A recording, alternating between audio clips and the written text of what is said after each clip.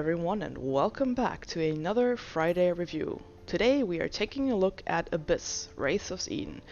It's a game from the same creators of Dark Arcana, The Carnival, which was last week's review. And just right off the bat, it has the same graphics and the same design, but I feel like the animations have a much nicer flow to them, so there's definitely been an improvement on that in this game. I mean they're extremely similar, but for some reason in this game it just kind of works and it looks a little better than it did in the Dark Arcana.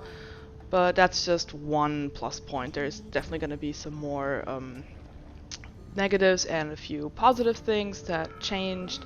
But in general, it's pretty much the same, and it's pretty much just as fun.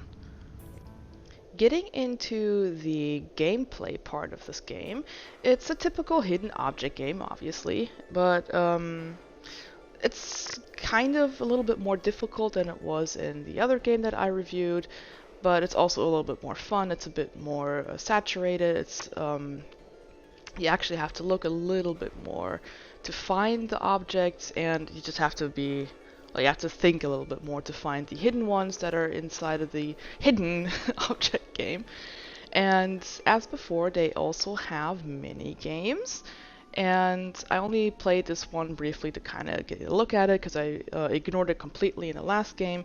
And you know, it's kind of fun. I'm not sure it's more fun than the hidden object part, but like this one, it was a typical dominoes game, and it was fun enough, I guess. But I think I would prefer playing the normal hidden object game over the mini games. But that is just a personal preference. You can choose which one you would rather do. That's the nice thing about this game.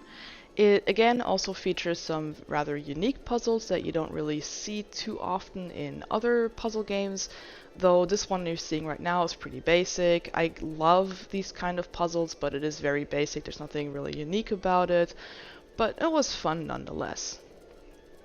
As for the second one, this one was a bit more interesting for the design choice of the puzzle, but very, very, very simple. Like it was very simplistic and easy to solve, so but still interesting design. This one that you're seeing right now is actually my favorite one from the ones I've seen in the demo. It was the most unique and it was the most intuitive, where you actually had to think a little bit and kind of think outside of the box just a little bit to give it some value. All in all, it's a really decent game. I just love the design work they do. I don't know, it feels unique mostly because of the design of things, like the dark kind of atmosphere, but also very saturated, happy kind of design. It's an interesting design choice and it definitely works for their games.